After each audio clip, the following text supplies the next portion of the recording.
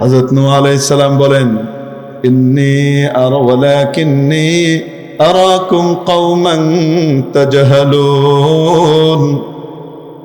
যখন নবীর বিরুদ্ধে অবস্থান নিল, নবীকে আটকানোর জন্য চেষ্টা করলো, নবীর জন্য প্রতিবন্ধকতা তৈরি করলো, না নূহ তুমি সব জায়গায় বয়ান করতে পারবা না, তোমার বয়ানের ব্যাপারে নিষেধাজ্ঞা আছে।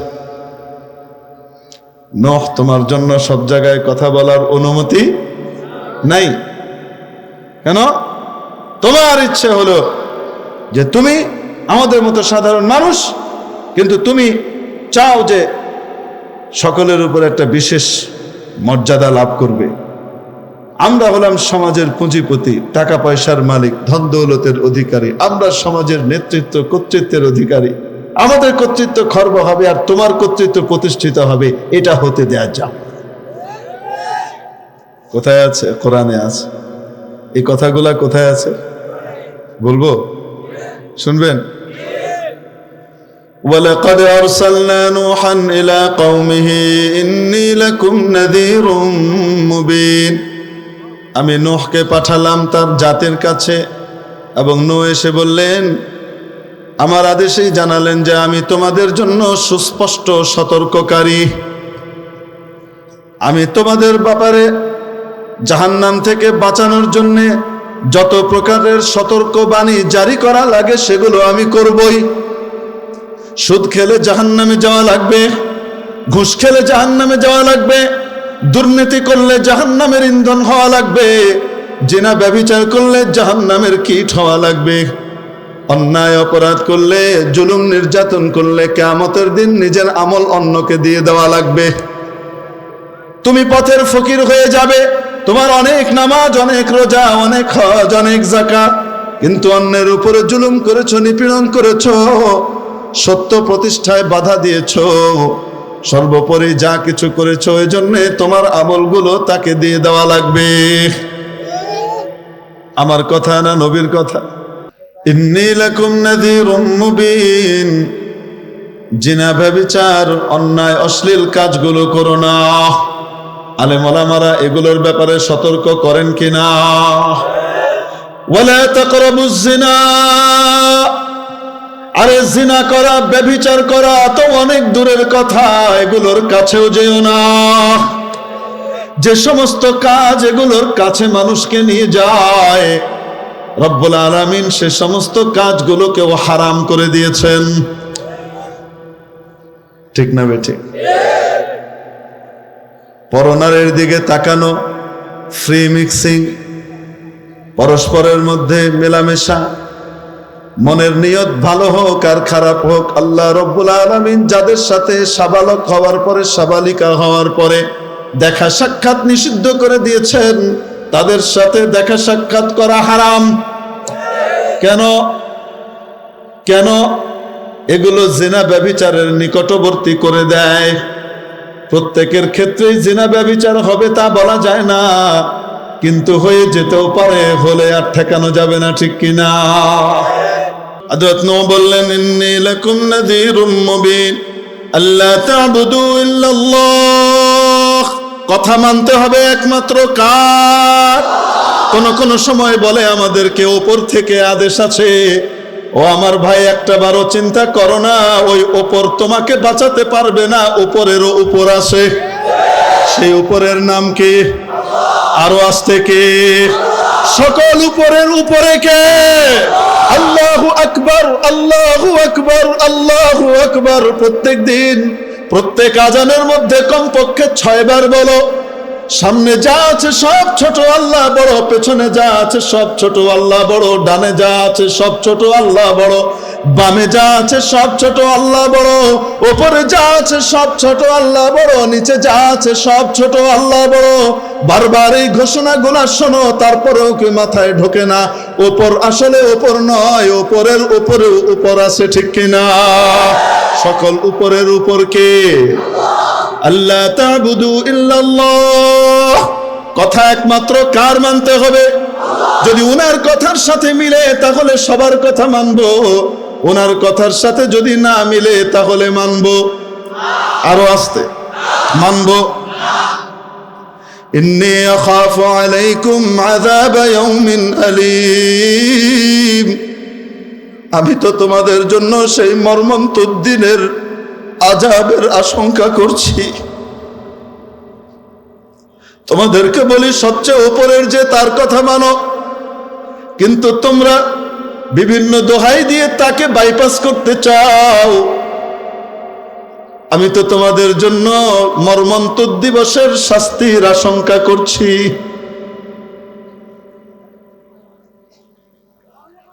وقال الملأ الذين كفروا من قومه ما نراك إلا بشرا مثلنا,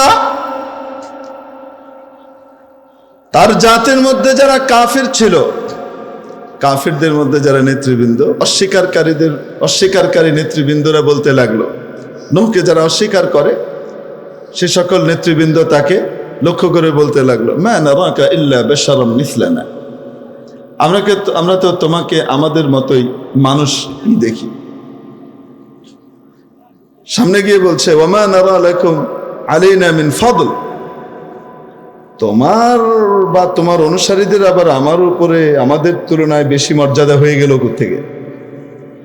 তোমরা আমরা সমান, ইকুয়াল। তোমার বিশেষ মর্যাদা হবে, তোমার কথা মানতে হবে কেন? আল্লাহু আকবার। অপর জায়গায় আবার উম্মতকে এরা কি করত? সুরসুরি দিত, উস্কানি দিত নবীর বিরুদ্ধে। কিসের বিরুদ্ধে? নবীর বিরুদ্ধে উস্কানি দিত। কি দিয়ে উস্কানি দিত? দেখো না, ইন হাযা ইল্লা রাজুলুম ইল্লা বাশারুম মিসলুকুম, এ তো তোমাদের মতোই একজন মানুষ। ইউরিদু আন ইয়াতাফাদ্দালা আলাইকুম, এ চায় তোমাদের মধ্যে বিশেষ এক মর্যাদা লাভ করবে, তোমাদের উপরে কর্তৃত্ব খাটাবে। তোমাদের উপর কি করবে? কর্তৃত্ব খাটাবে, তোমাদের উপর বিশেষ মর্যাদা লাভ করবে, এটাই ও চায়। ওর কাছ থেকে দূরে সরে যাও। হযরত নূহ আলাইহিস সালামের কাছ থেকে মানুষকে দূরে সরানোর জন্য এইভাবে সুরসুরি দিত, উস্কানি দিত, এবং তাদের এই উস্কানি মার্কা কথাগুলো আল্লাহ তাআলা কোরআন শরীফে উল্লেখ করে দিয়েছেন। আজও এই জাতীয় সুরসুরি মার্কা বক্তব্য কেউ কেউ দেয় কি দেয় না? এরা কোন দলের এটা বুঝে নিতে হবে। নূহ আলাইহিস সালামের বিপক্ষ দলের। ঠিক কি ঠিক না? وَمَا نَرَى لَكُمْ عَلَيْنَا مِنْ فَضْلٍ بَلْ نَظُنُّكُمْ كَاذِبِينَ। হযরত নূহ আলাইহিস সালাম বলেন, قَالَ يَا قَوْمِ, তোমরা যে আমাকে তোমাদের মতো সমান সমান একরকম মনে করছো তা কোনোদিন নয়। তোমাদের চোখ নাই, আমার চোখ আছে। আমাকে দেখার মতো আলো দেয়া হয়েছে। আমার হৃদয়ের চক্ষুকেও জান্নাত জাহান্নাম দেখতে পাই। তোমাদেরকে আমি সঠিক পথ দেখাতে পারি, বিপদ থেকে মুক্ত করার জন্য চেষ্টা করতে পারি, আর তোমরা তা পারো না। তাহলে তোমরা আর আমার মাঝখানে পার্থক্য আছে না নাই? দেখতে একরকম হলেই মানুষ একরকম হয় না। দেখতে এক হলেই বলেন না কেন সব একরকম হয়? আপনাদের এখানে কিশোরগঞ্জ এলাকায় একজন বড় আলোচক ছিলেন, হযরত আল্লামা আব্দুর রহমান জামি রহমতুল্লাহ আলাইহি। আমি ওনার বয়ান সরাসরি শুনিনি, তবে ওনার একটা উপমা একজনের মুখ থেকে শুনেছিলাম, আল্লামা জুনায়েদ আল হাবিবের মুখ থেকে। জিদা মজদুম শোনাবো আপনাদেরকে। এক লোক সকালবেলায় হাঁটতে গিয়েছে নদীর পাড়ে। হাঁটতে গিয়ে তার খুব খিদে লেগেছে। হাঁটতে হাঁটতে জগিং করতে শক্তি ব্যয় হয় না, খিদে লেগেছে। বাড়ি এসে খাবে, তো মনে মনে কামনা করছে যদি রুটি টুটি কিছু পেতাম তাহলে খেতাম। রুটি কোথায় পাবে? এই নদীর পাড়ে তার রুটি পাওয়া যায় না। হঠাৎ দেখে আর মনে মনে খুশি হয়ে গেল যে যাক, আমার দোয়া মনে হয় কবুল হয়ে গেছে, ওলির খাতায় আমার নাম তো উঠেই গেছে মনে হয়। চাইলাম আর পাইলাম। সামনে দেখে একটা নান রুটি পড়ে আছে। কি পড়ে আছে? নান রুটি। তে নান রুটি দেখে সে নান রুটি খাওয়ার জন্য গেল। লোকটা পতিত বস্তু। এখন খেতে গিয়ে ওনার একটা অভিজ্ঞতা হয়েছে। সেই অভিজ্ঞতা উনি নিজ ভাষায় বলছেন। গাঙ্গের ফারো গেছিলাম, লুডি একটা দেখছিলাম। তর্জমা লাগবে আপনাদের? নেত্রকোনার মানুষের তর্জমা দরকার নেই। গাঙ্গের ফারো গেছিলাম, লুডি একটা আড্ডা দেহি নরম, হাতে দিয়ে দেখি রুটিটা শক্ত হয়ে যায়নি, বাসি না, তাজাই মনে হয়, নরম। মুহিদ্দা দেহি গরম, মুখে দিয়ে দেখি মাত্র ওভেন থেকে বের করে আনা হয়েছে, একদম তরতাজা, এখনো ঠান্ডা হয়নি। তারপরে বলছে থু আল্লাহ থু, কোন শুয়োরে হালা রাখছে রুটির লাহিন গু। তো দেখতে তো নান রুটি, আসলে কি নান রুটি? তো দেখতে এক হলেই কি জিনিস এক হয়? আরে বলে না কেন? এখানে টেবিলের উপরে এক গ্লাস 7 আপ রাখি, স্ট্র কালারের। মাউন্টেন ডিউ রাখেন, স্ট্র কালারের মাউন্টেন ডিউ, বুদবুদ উঠে। আর তার পাশেই মাত্র গ্লাস ভর্তি করে মুদ ভরে আনছে, পেশাব কিনে নিয়ে এসে রাখেন। একই রকমের রং, ওইটারও বুদবুদ উঠে, এটারও বুদবুদ উঠে। বলেন না কেন? দুইটা এক, দেখতে এক হলে কি এক? আল্লাহ আর নবীর কথা যারা মানে তাদের উদাহরণ 7 আপের মতো, আর যারা মানে না, অস্বীকার করে, তাদের অবস্থা দেখতে 7 আপের মতো হইলেও আসলে মুতের মতো।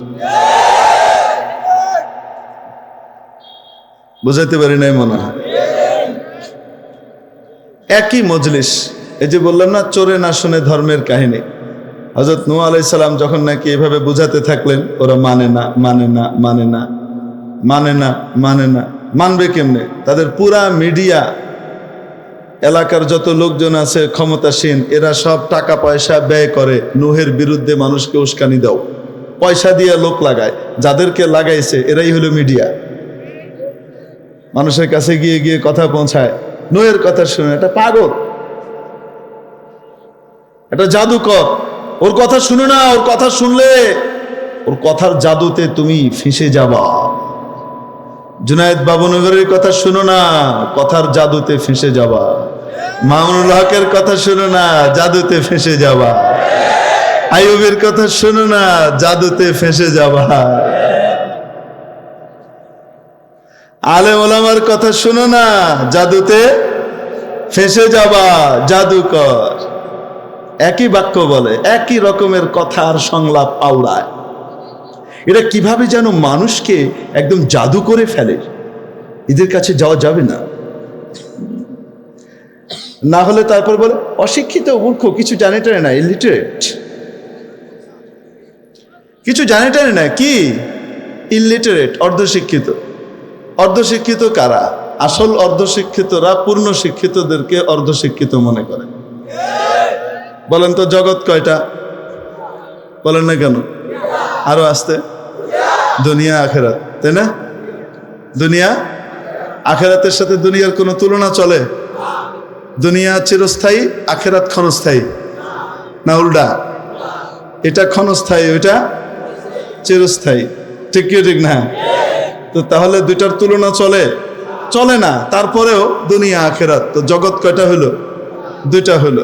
আলেম ওলামা আসল জগৎ, চিরস্থায়ী জগতের মুক্তি, কল্যাণ, কামিয়াবি, সাফল্য ইত্যাদির সবকিছু তারা জানে, তারা জাতিকে সেটা জানায়, ঠিক কি ঠিক না?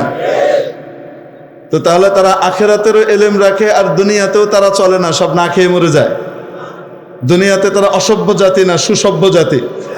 তারা কোনো সময় ইভটিজিং করে, তারা অন্যকে কষ্ট দেয়, তারা অন্যের কাছ থেকে টাকা পয়সা মেরে খায়, তারা ঘুষ খায়, সুদ খায়, তারা জেনা ব্যভিচার করে, এগুলা কিছুই করে না। তারা মাদকের সাথে জড়িত থাকে। আরে বলে না কেন? করে নাই। তাহলে এরা আখিরাত সম্পর্কে পরিপূর্ণ জানে, দুনিয়ার ব্যাপারেও ভদ্র কিভাবে থাকা লাগে, সমাজ কিভাবে সুন্দরভাবে সমাজে থাকা যায়, এই সমস্ত বিষয়গুলোও জানে, ঠিক কি ঠিক না? তাহলে তারা উভয় জগৎ সম্পর্কে জ্ঞানী, ফলশ্রুতিতে বলা যায় তারা পূর্ণ জ্ঞানী, তারা পূর্ণ শিক্ষিত, ঠিক কি ঠিক না? এর বিপরীতে যারা আখিরাত সম্পর্কে ওয়াহুম আনিল আখিরাতি হুম গাফিলুন, আখিরাত সম্পর্কে গাফেল, আসল জগৎ সম্পর্কে তাদের কোনো খবর নাই, তারা বেখবর, আর নকল জগৎ, দুনিয়ার জগৎটা নিয়ে তারা খুব মাতামাতি করে। তাহলে বলেন তো দেখি, তারা যদি শিক্ষিত হয়েও থাকে তাহলে ফুল শিক্ষিত না হাফ শিক্ষিত? এই হাফ শিক্ষিতরা ফুল শিক্ষিতদেরকে হাফ শিক্ষিত বলে। তবে হ্যাঁ, যে হাফ শিক্ষিত মনে করে আখেরাত ছাড়া আমার মুক্তি নাই, তারা আখেরাত বিশেষজ্ঞের শরণাপন্ন হয়, আলেম ওলামার শরণাপন্ন হয়, কোরআন হাদিস অনুযায়ী নিজের জীবনটাকে গড়ে, তারাও ওই পূর্ণ শিক্ষার আলোয় আলোকিত হয়ে যায়, ঠিক কিনা? তারা ইঞ্জিনিয়ার, ডাক্তার, ব্যারিস্টার, মিনিস্টার হওয়া সত্ত্বেও আলেম ওলামার সোহবত এবং তাদের দিক নির্দেশনা ফলো করার কারণে এই সমস্ত ব্যক্তিরাও নেককার পরহেজগার হয়ে আখেরাতের মুক্তি লাভ করে, তারাও আখেরাতের শিক্ষা কিছুটা লাভ করে ফেলে, ঠিক কি ঠিক না? তো বলছিলাম, আধা শিক্ষিতরা পূর্ণ শিক্ষিতদেরকে কি বলে? অন্যকের লেগা হাফ শিক্ষিত বলে। আসলে কি জানেন, পাগল আছে না, পাগল, পাগলের কাছে সুস্থ মানুষকে পাগল মনে হয়। পাগল নিজেকে মনে করে সুস্থ, আর সুস্থকে মনে করে কি পাগল। হযরত মাওলানা মুফতি দিলাওয়ার হোসেন সাহেব দামাত বারাকাতুহুমের মুখে একদিন এক ঘটনা শুনেছিলাম, সেটা আপনাদেরকে শোনাই। একবার বাংলাদেশের স্বাস্থ্যমন্ত্রী আর পাকিস্তানের স্বাস্থ্যমন্ত্রী দুজন গিয়েছেন, ঘটনা মানে উদাহরণ দিয়ে বোঝাচ্ছেন সম্ভবত। গিয়েছেন কোথায়? আরে পাবনার পাগলা গারদে মেন্টাল হসপিটালে। যাওয়ার পরে ওখানকার ইনচার্জ বললেন, স্যার, পাগলরা বেশি লোক দেখলে খেপে যায়, যাওয়া যাবে না, বেশি লোক যাওয়া যাবে না, আপনার প্রোটোকল যারা আছে এদেরকে বাইরে থাকতে হবে, শুধু আপনারা যান স্যার। আরে আমরা দুজন যাব, কিভাবে হবে? স্যার আমি থাকবো আপনাদের সাথে, ভয়ের কোনো কারণ নেই, পাগলরা ভেতরেই আছে, গরাদের ভিতরে। তো যেতে যেতে এক আধ পাগলার সাথে দেখা হলো, যে ফুল পাগল ছিল, চিকিৎসা হয়ে আধা পাগল আছে, এখন পুরা সুস্থ হয় নাই। তার সাথে দেখা, জিজ্ঞেস করলো তোমার নাম কি, তুমি কি করো? সে উল্টো জিজ্ঞেস করে আপনারা কারা? সে উল্টো জিজ্ঞেস করে আপনারা কারা, আপনারা কারা? তো মাননীয় স্বাস্থ্যমন্ত্রী বললেন যে আমি বাংলাদেশের স্বাস্থ্যমন্ত্রী, ইনি পাকিস্তানের স্বাস্থ্যমন্ত্রী, আপনাদেরকে দেখতে এসেছি, পরিদর্শনে এসেছি, ইন্সপেকশনে এসেছি। তো ওই আধ পাগলা বলতেছে, এখানে নতুন নতুন আসলে অনেকেই এমন অনেক কথা টথা কয়, কিছুদিন থাকলে ঠিক হয়ে যায়। এখানে যখন নতুন নতুন আসে সবাই এরকম বড় বড় কিছু কথা কয়, কিছুদিন থাকলে কি হয়ে যায়? ঠিক হয়ে যায়। তো পাগল সুস্থ মানুষে কি মনে করে? পাগল মনে করে। অর্ধশিক্ষিত সে ফুল শিক্ষিতকে অর্ধশিক্ষিত মনে করে। হযরত নূহ আলাইহিস সালামের মর্যাদা আছে না নাই? অন্যদের তুলনা আর তুলনা এক নাকি? তুমিও তো খাও, আমরাও তো খাই, তুমিও বাজারে যাও, আমরাও বাজারে যাই, তো তোমার আর আমাদের মাঝখানে কি পার্থক্য? একই খাবার খেয়ে তুমি বিশেষ মর্যাদা পাবা, তুমি নাকি আল্লাহর নবী হইলা, তোমার কাছে নাকি আল্লাহর ওহী আসে, আমাদের কাছে আসে না কেন? এই পার্থক্য মানতে পারি নাই, বৈষম্য মানা যাবে না। বুঝেন নাকি কই? এই কথা কইছি। হযরত নূহ আলাইহিস সালামের এই উদাহরণ কিভাবে বুঝাবো আপনাদেরকে? একই জায়গা থেকে দেখবেন, একই মজলিসে, একই মাহফিলে মানুষ বসে, একই বক্তার মুখ থেকে কেউ তার জীবন পরিবর্তন করে জান্নাতের পথের প্রতীক হয়ে যায়, আর কেউ ওই জায়গা থেকে গু গোবর নিয়ে জাহান্নামের কীট হয়। একই মজলিসে একই হুজুরের বয়ান থেকে দুই গোয়েন্দা অফিসার, তার ভিতরে একজন জান্নাত খরিদ করে, আরেকজন জাহান্নামের গর্তের ভিতরে লাফ মারে। একজন বলে হুজুর সমাজ তৈরির জন্য গঠনমূলক চমৎকার আলোচনা করেছেন, অন্যায় অবিচারের বিরুদ্ধে জনগণকে সতর্ক করেছেন, জুলুম থেকে বিরত থাকার জন্যে, অন্যের জমি জবরদখল করার ব্যাপারে সতর্ক করেছেন, এতিমের মাল যেন নষ্ট না করা হয় সেটার ব্যাপারে সতর্ক করেছেন, বিধবার হক যেন নষ্ট না করা হয় সে ব্যাপারে সতর্ক করেছেন, এবং এভাবে বনের হক থেকে যেন তাকে বঞ্চিত না করা হয় এ ব্যাপারে তাদেরকে সতর্ক করেছেন, জুলুম নির্যাতন যেন না করা হয় এ ব্যাপারে তাদেরকে সতর্ক করেছেন। অতএব ইনি দেশ ও জাতির জন্য একজন অনুসরণীয় ব্যক্তিত্ব। এক গোয়েন্দা ব্যক্তি এই রিপোর্ট দেয়, আরেক গোয়েন্দা রিপোর্ট দেয় উগ্রবাদী, কথার ভিতরে উগ্রতা আছে, সরকারের বিরুদ্ধে যায় এমন কথা বলে, অতএব ওনার বয়ান বন্ধ করা উচিত। একই জায়গাতে বসে একজন জান্নাতে যাচ্ছে, আরেকজন কই যায়, বুঝেননি কি কই? উদাহরণ দিব, ফুল আছে না, ফুল কন্যা কেন, ফুলের ভিতরে মধুর রস আছে না নাই? আছে। ওই একই ফুলের ভিতরে দুইটা প্রাণী বসলো, দেখতে একই রকম, একটা দেখতে আবার অনেক সুন্দর, ডিজাইন অনেক বেশি, চকরমকর করা। একটার নাম মৌমাছি, আরেকটার নাম বলতা, যেটাকে আপনারা বলেন বল্লা, ভীমরুল। চিনেন কি চিনেন না? ভীমরুলের গায়ে কিন্তু বহু রকমের ডিজাইন থাকে, থাকে কি থাকে না? কত সুন্দর দেখতে, দুইটা একই রকম। দুইটা পতঙ্গ ওখানে গিয়ে বসে, একজন ওখান থেকে কি নেয়, ওখান থেকে সে বিষ নেয়, ওখান থেকে ওই রস খেয়ে সে সেখান থেকে বিষ তৈরি করে, ফুলের ওই রস থেকেই সে বিষ তৈরি করে। কারো গায়ে কামড় দিলে 20-50 দিনও ব্যথা যায় না, ঠিক কি ঠিক না? ওখান থেকে কষালো বিষ তৈরি করে, অসুস্থতার জিনিস তৈরি করে।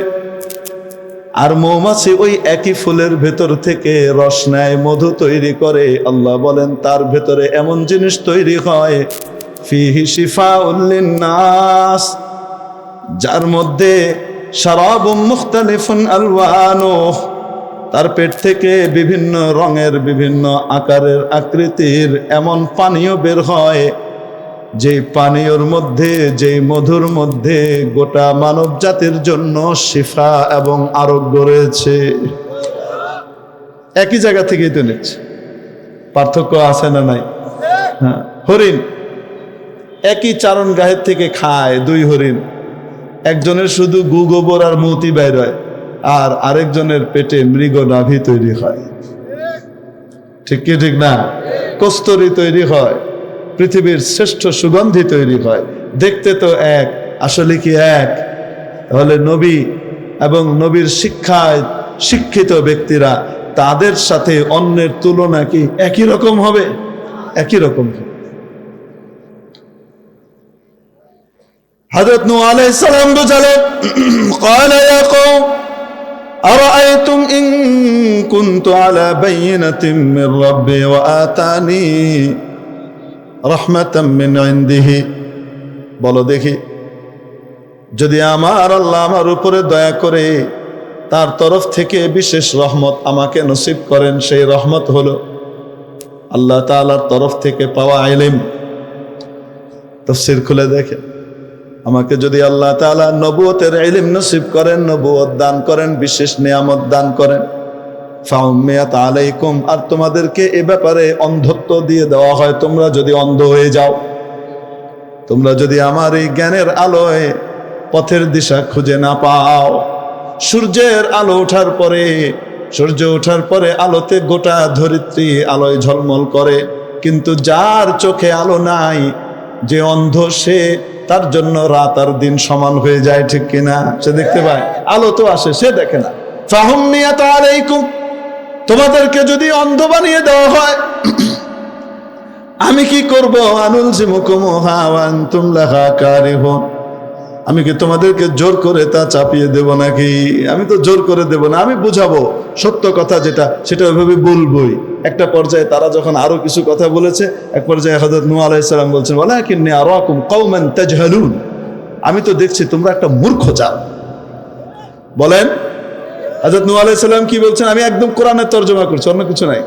ওয়ালাকিন্নী আরাকুম কওমান তাজহালুন, আমি তো দেখতে পাচ্ছি যে তোমরা একটা মূর্খ জাতি। তোমরা একটা কি? মূর্খ জাতি। তারা সমাজপতি, তারা সমাজ পরিচালনা করে, তারা দেশের নেতৃত্ব দেয়, তারা সবকিছু কন্ট্রোল করে, তারা অ্যাডমিনিস্ট্রেশন সামলায়, তো তারা কি মূর্খ? তাদের জ্ঞান আছে না? বলেন না কেন? তারা সমাজের সমস্ত বিচার আচার করে, তারা কি মূর্খ? তাদের জ্ঞান আছে না? আছে। কিন্তু যেই জ্ঞান দিয়ে নবীর নবুয়ত বুঝতে না পারে, যেই জ্ঞান দিয়ে আল্লাহর উলুহিয়ত বুঝতে না পারে, যেই জ্ঞান দিয়ে সবচেয়ে বড় আল্লাহ, সকলের উপরে আল্লাহ, তার কথাই মানতে হবে, তার কাছে জবাবদিহি করতে হবে, এই কথার উপলব্ধি না আসে, এই রকম জ্ঞানকে জ্ঞান বলে না, এই রকম জ্ঞানকে মূর্খতা বলে। আবু জাহল, যাকে গোটা আরবের সমাজ তাদের সবচেয়ে সেরা বুদ্ধিজীবী হিসেবে আখ্যায়িত করেছিল আবুল হেকাম, নবীজি সাল্লাল্লাহু আলাইহি ওয়াসাল্লাম তার উপাধি দিয়েছিলেন। না না না, তার এই জ্ঞান তাকে স্রষ্টা পর্যন্ত পৌঁছাতে পারছে না। নবুয়তের আলো ঝলমলে আলো দেখার পরেও তার চোখের মধ্য থেকে অন্ধত্ব যাচ্ছে না। সে আবুল হেকাম নয়, সে আবুল জাহাল, গণ্ড মূর্খ, মহামূর্খ।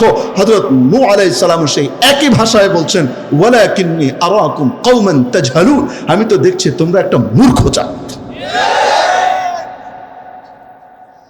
হযরত নূহ আলাইহিস সালামের ব্যাপারে এখন বলবেন, উনি উগ্র কথা বলে, কটাক্ষ করে কথা বলে। হযরত নূহ আলাইহিস সালাম, উনি আল্লাহর নবী বলে এরকম মানুষকে খাটো করে ছোট করে কথা বলে, উনি অনেক অহংকারী। বুঝেন না? তাহলে নবী সত্যকে সত্য, মিথ্যাকে মিথ্যা, সাদাকে সাদা, কালোকে কালো, এটাই বলবেন।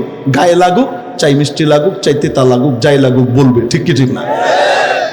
তো নায়েবে নবীরাও সত্যকে সত্য, মিথ্যাকে মিথ্যা, কালোকে কালো, সাদাকে সাদা, আলোকে আলো, আধারকে আধার, এভাবেই তারা বলবেন।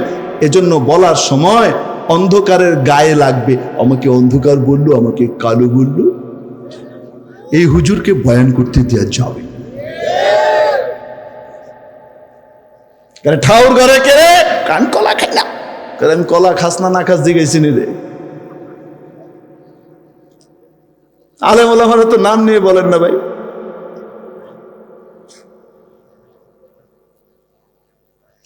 বুঝাইতে পারি নাই মনে হয়। তাহলে হক্কানি আলেমরা সবসময় মিঠা মিঠা কথা বলবে না তেতোটাও বলবে? হ্যাঁ, এই তেতোটা যারা গ্রহণ করে নিবে, কষ্ট করে হজম করবে, বরদাস্ত করবে, একটা পর্যায়ে এই তেতো তাদের কাছে মিঠে পরিণত হবে। আমলকি খেতে তেতো, একটু চাবিয়ে দেখো, তারপরে গোটা মুখকে মিষ্টি বানিয়ে দেয়।